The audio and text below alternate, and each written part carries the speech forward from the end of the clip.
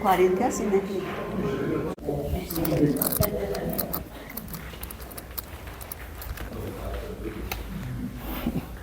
Boa noite a todos. Bem, eu já vou fazer uma correção nesse título aqui, gente, que eu tinha colocado, sofrimento ou evolução. Você escolhe. Aí eu acho que é melhor, sofrimento ou evolução. Nós escolhemos, né? Porque você escolhe, dá a impressão que só o outro precisa, né? Então, nós escolhemos. E aí você já fica pensando, nossa, já vai começar falando sobre sofrimento, a doutrina espírita adora falar sobre sofrimento. Eu vim aqui a primeira vez na casa espírita, essa mulher vai falar sobre sofrimento. Eu não quero ver sobre sofrimento, não. Mas vai ter parte boa, fiquem tranquilos. Bem, para entender um pouquinho sobre escolhas, a gente tem que saber primeiro, né, o que é livre-arbítrio. Tem duas definições interessantes aqui. A primeira, livre-arbítrio, é a capacidade humana de realizar escolhas e tomar decisões baseadas na própria vontade. Pá, até aí, ótimo, né? Tenho vontade, realizo, escolho, porém, você é moralmente responsável por elas. Queira ou não. A gente vai chegar lá. E ainda tem uma outra definição. Livre-arbítrio, dom divino, que permite ao ser humano escolher entre o bem e o mal, com implicações eternas. Primeiro, dom divino, né? Livre-arbítrio, dom divino. Mãe não acha que livre-arbítrio é dom divino, não, mas tudo bem, né? A gente sempre fica meio assim, não, meu filho, pensa bem, escolhe isso, não faça perigo, tal. Mas é um dom divino, por quê? Porque isso nos faz crescer. A gente vai chegar lá também. E com implicações eternas. Como assim? Então, o que eu escolho, se for uma escolha pequena, sem grandes problemas, vai ter pequenas implicações. Se for uma escolha grave, vai ter grandes implicações, que pode surgir nesta vida ou em várias reencarnações. Não há como entender, compreender a evolução sem o livre-arbítrio. Quem já conhece bem um pouquinho a doutrina espírita, sabe que nós fomos criados lá atrás, simples e ignorantes. Nossa, ela vem aqui e ainda me xinga de ignorante. Não, esse ignorante é falta de conhecimento. Eu, por exemplo, sou ignorante em física. Não gosto de física também. Devia gostar, mas não gosto. É isso, essa falta de conhecimento está relacionada aqui à ignorância. Então, no início da criação, lá atrás, o instinto dominava. O senso de autopreservação, precisa sobreviver, precisa caçar, precisa vencer as intempéries, então tinha esse senso muito alto. E aí, o que acontecia? Eu preciso sobreviver. O egoísmo surgiu.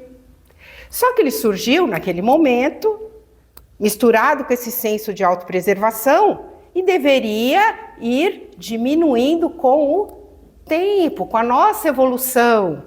Mas algumas pessoas mantiveram essa característica muito grande dentro de si, o que implica uma dificuldade na evolução. Aí muitos se perguntam, nossa, o mundo está cheio de violência, eu vejo cada coisa aí. Hoje mesmo, estava na casa lá com meu pai, passou rapidinho, a mulher foi cortar o cabelo, viram? Né? Foi cortar o cabelo, o cabeleireiro cortou do jeito errado, a franja, ela foi lá e esfaqueou o cabeleireiro nas costas, gente. As pessoas andam irritadas, né? Andam meio fora de órbita. Aí a gente podia se perguntar, por que Deus nos criou assim? Por que nos criou bonzinhos, fofinhos, bonitinhos, podendo comer o que quiser e não engordar? Não podia, vocês gostaram, né? Então, por que não nos fez bons logo de cara? Aí eu vou dar um exemplo. Quando a gente tem um filho, um sobrinho, não precisa ser um filho, alguém da família, um bebê, nasce um bebê. Esse bebê começa a aprender a comer sozinho, dá o primeiro sorriso, dá os primeiros passos, aprende a falar, aprende a escrever, aprende a ler. Como é que a gente reage? A gente fica alegre, se orgulha das conquistas daquela criança. E nós somos assim, crianças espirituais para o nosso Pai misericordioso, que quer que nós tenhamos verdadeiras conquistas, que possamos ser melhores a cada dia, que aprendamos a vencer as nossas dificuldades. É o que seria ter mérito pelo nosso próprio esforço. E aí, aí vocês estranham, gente, tempos de IA, de inteligência artificial, eu vou usar papel, pelo amor de Deus. Mas vou, porque meu computador não estava sabendo fazer esse trem. Então vamos lá. Então, nossa reta, que é a nossa rota evolutiva. Aqui, a gente foi criado simples e ignorante aqui, tá? Se a gente fosse esperto, talvez a gente viesse direto aqui, nossa evolução máxima, espíritos perfeitos. Só que eu acho que é impossível a gente vir reto até aqui. Por quê? Para isso eu não poderia cometer erros. Mas já ouviu aquela frase que a gente aprende também com os erros? Então a gente foi criado simples e ignorantes lá atrás, né? Lembra do instinto? Então o que eu fazia? Em vez de eu vir direto para cá, ó, eu vou distanciando da linha, porque eu vou cometendo um monte de coisa de errinho aqui, ó. Vou cometendo. Aí eu vou cometendo esses erros e eu vou ter que fazer o quê? Aprender com os erros. Para eu voltar para cá, eu vou ter que fazer o caminho de volta. Ainda estou sendo boazinha aqui, ó. Ih, essa caneta aqui não tá boa, tá legal. Aqui, ó. Vou ter que fazer o caminho de volta. Pronto, aqui. Nesse caminho de volta aqui, eu vou ter que aprender tudo que eu fiz de errado, tentar reparar o que eu fiz de errado. Fui boazinha, porque eu dei um baita salto aqui, viu? Podia ser que eu viesse até aqui só. Aí você fala, nossa, agora aprendi, daqui eu vou. Aí, falei, não, eu cansei de andar errado para esse lado. Mas eu quero experimentar outras coisas. Aí eu venho para esse lado aqui, ó. Desvirtuo da rota, desvirtuo, me desconecto de Deus, me desconecto. Aí eu ganho alguns vícios, algumas coisas erradas que não são legais. O que eu tenho que fazer? Voltar tudo de novo. E quando eu volto, você conhece aquela história que às vezes eu quebro a cara, me machuco, sofro até aprender? Isso é a nossa rota evolutiva. E isso aqui está acontecendo, não é numa encarnação só, entre várias encarnações. E aí o que acontece? E agora? Agora eu vou para cá? Vou um pouquinho para cá. Mas aí eu ainda erro um pouco para cá. Volto. Agora eu vou? Não, ainda vou para cá. Aí vou até chegar aqui. Por isso que em cada situação dessa, eu demoro para dar grandes passos. Primeiro porque a gente é teimoso. Primeiro a gente não gosta muito de mudança. E quando a gente quer mudança, às vezes a gente vai para o lado errado. Por causa do egoísmo, por causa do orgulho. Mas em tudo isso, eu tenho o tal do livre-arbítrio. Deus não deu o livre-arbítrio. Eu imagino os nossos mentores espirituais olhando para a gente falando assim, meu Deus, já vai para o lado errado de novo. Tem tanto conhecimento. Porque a gente pode dizer, não, eu não tenho conhecimento. Mas mesmo quem não tenha o conhecimento pleno, sabe aquela vozinha lá dentro que diz? Você não está indo para o lado certo. Porque a gente tem a centelha divina dentro da gente, que diz o caminho melhor. Mas às vezes a gente quer experimentar. Não, você tem uma intuição que fala, vai por aqui, meu filho. Não, mas acho que não, acho que eu vou por aqui mesmo. E às vezes até aumenta, né? Tava indo melhor, vai para cá. E é assim o nosso caminho. Vocês deram para entender? Parece bobinho isso aqui, mas explica como às vezes a gente se desvirtua do caminho, porque cada vez que eu faço isso, eu aprendo, mas eu também sofro, porque eu me desconecto de Deus, me desconecto de várias coisas, aí o sofrimento vem. Aí o sofrimento vem porque Deus quer nos castigar? Não, porque a gente escolhe. E aí tem uma coisa interessante. Deus nos deu o livre-arbítrio, certo? Desculpe. Mas ele nos deu um contraponto. Eu posso fazer e posso escolher o que eu quero. Tem um determinado limite, que até o livre-arbítrio tem limites. Mas eu posso fazer minhas escolhas. Mas eu tenho o contraponto, que é a lei de ação e reação. Então, a minha plantação é voluntária, mas aquilo que eu planto, a minha colheita é obrigatória. Aí vai depender do que eu escolhi. Toda vez que eu falei, sair da rota evolutiva ali, da minha retinha, eu tenho essa desconexão com Deus. Aumentamos os nossos defeitos, sofremos. E esse sofrimento chegando como escolha, só vai passar quando eu me reconecto com Deus novamente. Aí vem uma situação também interessante. A gente sofre também, isso é muito comum. Não é só quando a gente faz, puxa, eu sofri porque eu fiz algo muito errado. Não, mas quando eu sou teimoso, fico preso no passado, me negando a desapegar, me negando a me adaptar, me negando a crescer, aquela coisa. Eu não fiz nada de errado. Vou ficar aqui parado, não vou fazer nada de errado. Só vou me alimentar e sobreviver. Não vou fazer nada de errado. Ah, não vai dar certo também, gente. A vida vai nos empurrar a crescer, a sair do lugar de um jeito ou do outro. E quando eu me nego a crescer, eu aumento essa desconexão, aí às vezes vem depressão, ansiedade, revolta. Outras situações que são fixação em relacionamentos passados, experiências traumáticas. Às vezes tem gente que passa por uma experiência muito difícil, realmente traumática. E é fácil falar quem não passou por ela. Mas a pessoa não se desapega daquele momento. E aí o que acontece? Ela se sente vítima da situação. E por mais que até ela seja, dependendo do caso, ela tem que se desapegar desse padrão.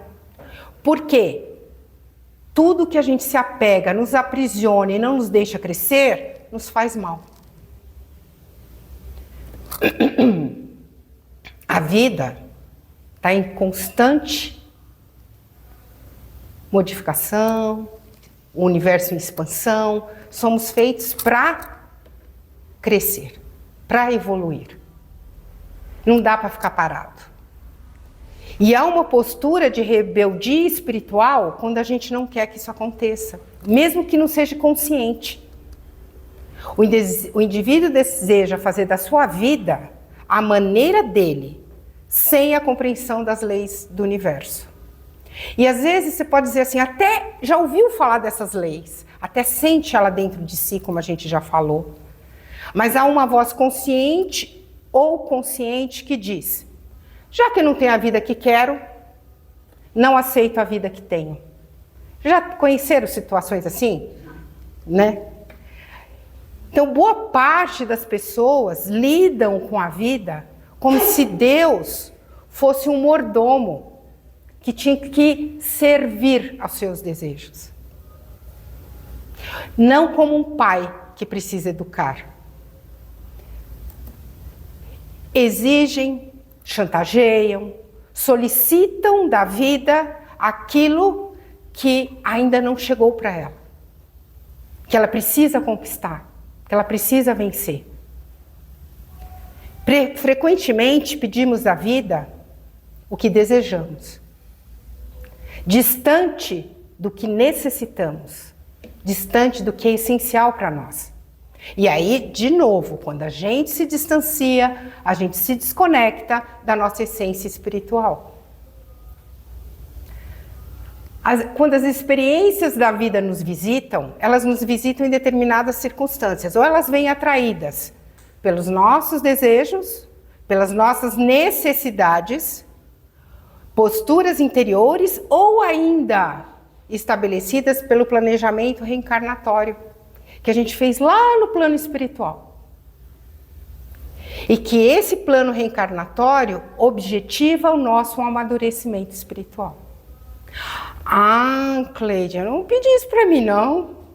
A situação está difícil, eu não pedi. Eu não pedi essa doença, eu não pedi ficar desempregado, eu não pedi. Talvez sim, talvez não, porque a gente não lembra o que a gente pediu. Mas sempre há uma necessidade de aprendizado em tudo que nós passamos. Então convém aprendermos a aceitar a sabedoria da vida, sem estagnação. Não é, eu aceito o que vier e pronto. Não. O que a gente tem que aprender com aquela situação? É dinâmico. Não é pura aceitação, mas é sem rebeldia. O que eu preciso fazer para melhorar? O que está dentro do meu alcance? Nos libertarmos dessa prisão do sentimento de autopiedade, da falta de fé em si mesmo e em Deus. Que muitas vezes a gente fala, não, até que eu acredito em Deus, mas eu sou uma pessoa que não vai. Se a gente está naquela situação, a gente tem condições de superar. É difícil, mas a gente tem. O vitimismo é o caminho mais rápido para o fundo do poço. Acreditar que os outros são responsáveis pela nossa infelicidade também nos leva a um estado de paralisia que nos desconecta da rota da evolução.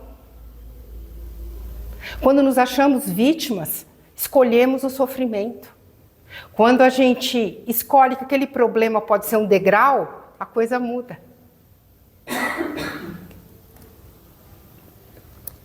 Porque muitas vezes a gente acha que os outros estão fazendo as coisas para nos machucar. E às vezes não, eles estão agindo conforme eles podem agir e nós estamos interpretando conforme os nossos valores, e às vezes interpretando errado. E aí eu tenho uma pirâmide, cadê minha IA? De novo. Olha, gente, coisa linda. Vocês nunca viram o negócio dele? É um roteirinho aqui para nossa rota ser um pouquinho mais rápida. Primeiro, vejam a base da pirâmide, que seria a base da nossa vida. Aceitar a vontade de Deus, confiar em Deus, confiar do que, tá tendo, né? Seja feita a vossa vontade. Só que a gente fala isso, às vezes, da boca para fora. Eu quero a minha vontade. Gente, e eu não estou falando da boca para fora, porque eu também já passei por isso várias vezes. Meu Deus, me ajuda que isso aconteça do jeito que eu quero. Aí depois, quando a gente cresce um pouquinho, a gente vê que não é bem assim, né? Então, essa é a base para a gente aguentar muita coisa na vida. Para a gente crescer. Primeiro é isso. Aceitar que o que nos ocorre é para o nosso bem. O que eu tenho que melhorar? O que eu tenho que fazer? Sem estagnação, certo? Aí vem a segunda parte, com autoconhecimento. Como que entra o autoconhecimento nessa outra parte? Bem, eu tenho que entender o que eu sou, quais são as minhas fraquezas, quais são as minhas dificuldades, qual é a minha sombra. Quando eu consigo entender e me olhar no espelho, sem ficar botando desculpinha, ou dizendo, eu sou assim por causa daquilo que me aconteceu no passado, por causa de fulano, por causa da minha família. Não, o que é minha? O que eu preciso ver em mim? Já ajuda, ó. Já. Isso é a segunda parte. Terceiro, responsabilidade diante do meu livre-arbítrio. Responsabilidade diante das minhas escolhas. Que muita gente às vezes Foge dos seus deveres. Às vezes são deveres pesados.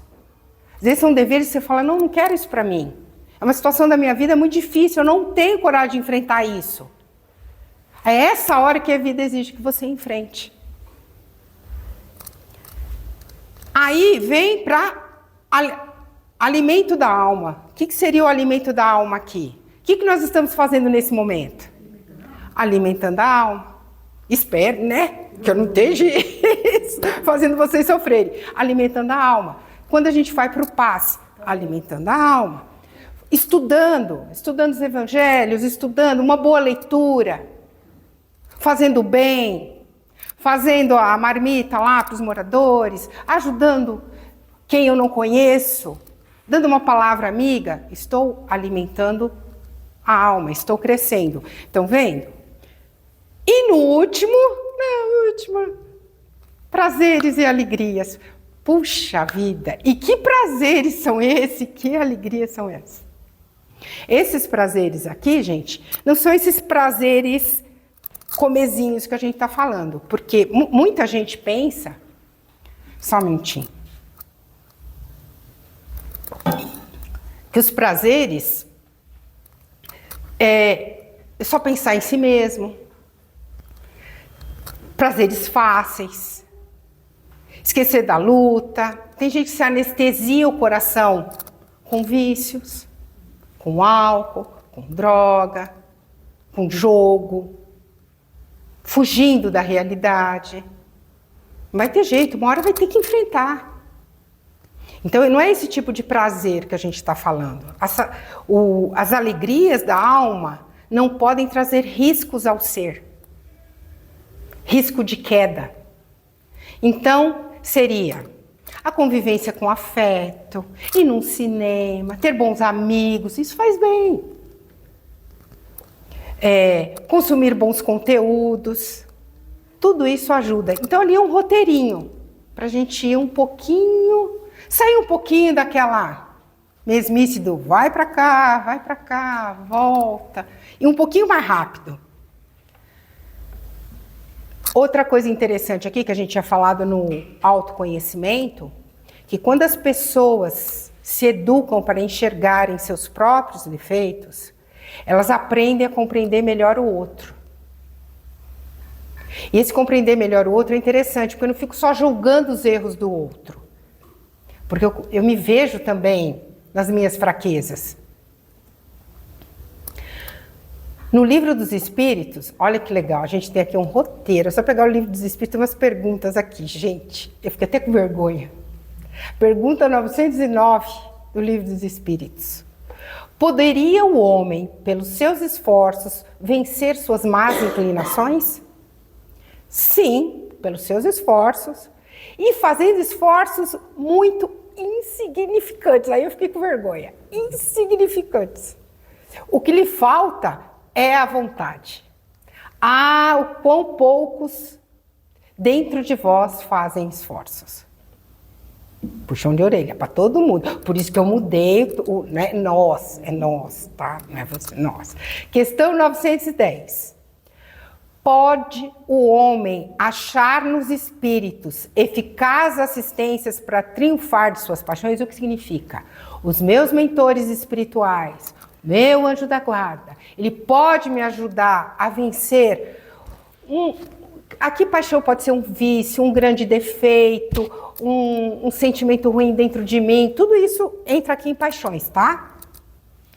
Se eu pedir a Deus e ao seu bom gênio, o bom gênio aí seria um mentor, tá bom? Com sinceridade, os bons espíritos lhe virão em auxílio. Porque essa é a missão deles. Olha só. E a questão 911. Não haverá paixões tão vivas, irresistíveis, que a vontade seja impotente para dominá-la? Eu não consigo dominá-la. Será? Bem, o Livro dos Espíritos não passa a mãozinha na cabeça, viu, gente? Não tem jeito. Muitas pessoas que dizem quero, mas a vontade só lhe está nos lábios. Querem, porém ficam muito satisfeitas que não seja como querem. Né? Então, olha como não passa a mão na cabeça. Por isso que eu falo, gente, ser espírita não é muito fácil, mas depois que a gente entende, acaba sendo fácil. No começo não é muito fácil, mas depois vai, porque nos dá ferramenta para entender como tudo funciona. Quando o homem que crê não poder vencer suas paixões, é que seu espírito se compraz nelas, em consequência da sua inferioridade. Mais puxão de orelha. E aí tem uma historinha aqui, gente, que compara a liberdade, porque livre-arbítrio, liberdade de escolha, tá? A um cavalo. Sabe aquele cavalo selvagem que tem que ser domado? Faz de conta que é a gente lá, quando foi criado, simples, ignorante, alguns mais selvagens do que outros, né? Não importa. E ele precisa ser, esse cavalo, ele está selado, ele vai ter um arreio muito apertado. Você já viram até isso em filme. Põe, aí o que ele faz? Ele pula, e aí ele joga o cavaleiro no chão. Aí o que acontece?